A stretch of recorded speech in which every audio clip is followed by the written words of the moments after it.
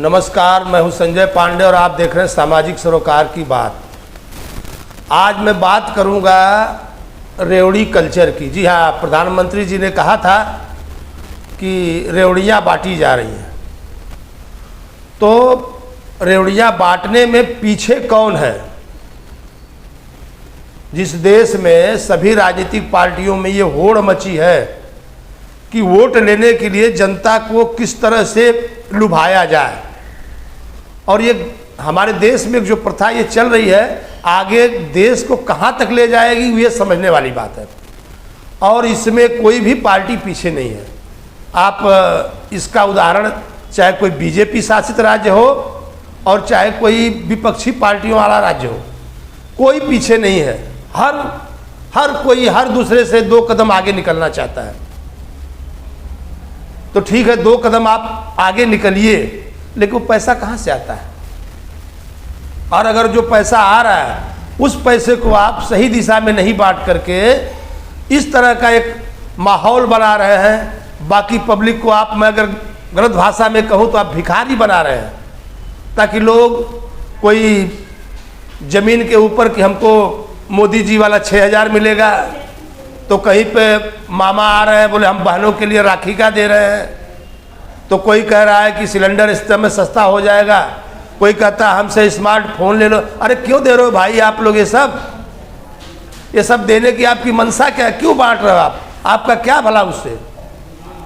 आपका जरूर एक भला है कि आपको सत्ता चाहिए, और सत्ता के लिए आप लोग कहते हैं, मैं आज खुल के कहूँगा, लोग कहते हैं जनता बहुत होशियार है। मैं नहीं मानता इस बात को, कतई नहीं मानता कि जनता होशियार है। जिस दिन जनता होशियार हो जाएगी उस दिन वो कहेगी कि नहीं भैया हमको ये नहीं चाहिए, हमको आपका महीने का 500 रुपया नहीं चाहिए, हमको आपका 2000 रुपया नहीं चाहिए। हमको क्या चाहिए? हमको तो चाहिए हमारे बच्चों के लिए अच्छी शिक्षा, हमारे लिए स्वास्थ्य के लिए आयुष्मान योजना है, फलाना योजना, ढेमका योजना है।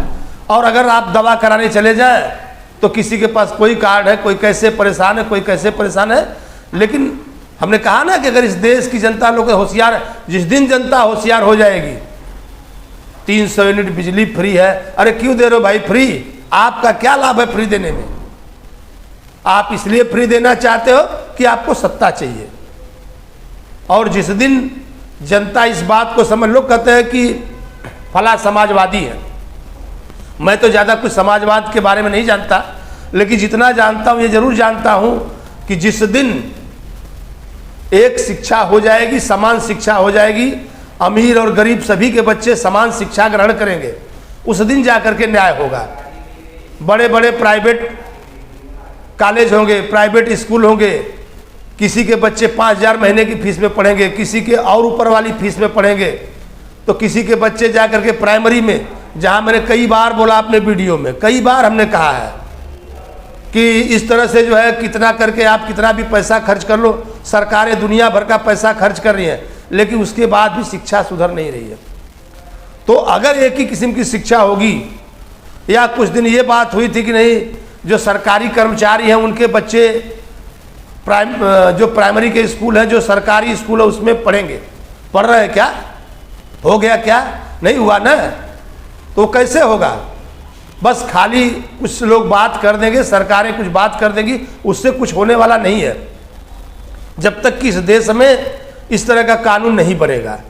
अगर सरकारी अस्पताल होते, मान लीजिए प्राइवेट अस्पताल नहीं होते, सभी को अगर एक ही अस्पताल में इलाज करना होता, अगर मंत्री जी का लड़का बीमार होता तो उसी में जाता, और संतरी का भी लड़का उसी में जाता, तो फिर इलाज में भेदभाव नहीं होता। तो इलाज में मैं आपसे कह रहा हूँ कतई भेदभाव नहीं होता, और ना तो पढ़ाई में होता है। तो क्यों ना, अगर जनता होशियार है या पब्लिक होशियार है, तो पूरे नेताओं से कह दे भैया 500 रुपया मत दीजिए, गैस का बाटला हम भरवा लेंगे, खाना हम खा लेंगे, इतनी मेहनत हम कर लेंगे। और खाने में वैसे भी कोई बहुत बड़ी जमा पूंजी नहीं लगती है। खाने में तो आदमी खाना खा ही लेगा कैसे करके, लेकिन जो मार पड़ती है वो असली मार पड़ती है शिक्षा पर और स्वास्थ्य पर। आदमी बीमार हो जाए तो दवा नहीं करवा सकता, और अगर उसके बच्चे को पढ़ाना है, बड़ी बड़ी लोग बात करेंगे। आजकल आप देखिए ना कोचिंग कल्चर, देश में जो कोचिंग कल्चर पैदा हो गया है, लोग कहते हैं हमको आरक्षण चाहिए। अरे भाई 27 नहीं, आप 70% ले लो, लेकिन जब तक आपका बच्चा बाकी बच्चों के जैसे समान शिक्षा नहीं करेगा कोचिंग, तब तक आपको आरक्षण का कोई लाभ होने वाला नहीं है। और मैं ये बड़े दावे के साथ कह रहा हूँ कि शिक्षा में जो कोचिंग संस्थान है, एक तरह से जो भी इनका कारनामा है बाकी लोगों को फैला करके रखे हैं कि आपको कोचिंग पढ़ना है, आपको कोचिंग में जाना है, बिना कोचिंग के आप कुछ कर नहीं सकते। तो आखिर नीट से लेकर के जितनी भी परीक्षाएं हैं सब में इस तरह की एक व्यवस्था आ गई है कि हर जगह बच्चा कोचिंग में जाए। कोचिंग में आरक्षण नहीं है, कोचिंग वाला आपसे कम पैसा नहीं लेगा। तो जब कोचिंग वाला आपसे कम पैसा नहीं लेगा तो आपका बच्चा कोचिंग नहीं कर सकता, तो बाकी बच्चों से कंपटीशन नहीं कर सकता। तो आज मैं इस अपने वीडियो के माध्यम से इस अपने देश की जनता से अपील करना चाहता हूँ कि आप होशियार बनिए, जागरूक बनिए। और कुछ पार्टियों के पास तो मैं मान रहा हूँ कि एजेंडे भी हैं। जैसे हमारे कुछ पार्टियों को कॉमन सिविल कोड लाना है, कुछ पार्टियों को देश में जनसंख्या बिल लाना है, और कुछ पार्टियों का तो बस सिर्फ हमको सत्ता में आना है, क्या करना है विजन ही नहीं है।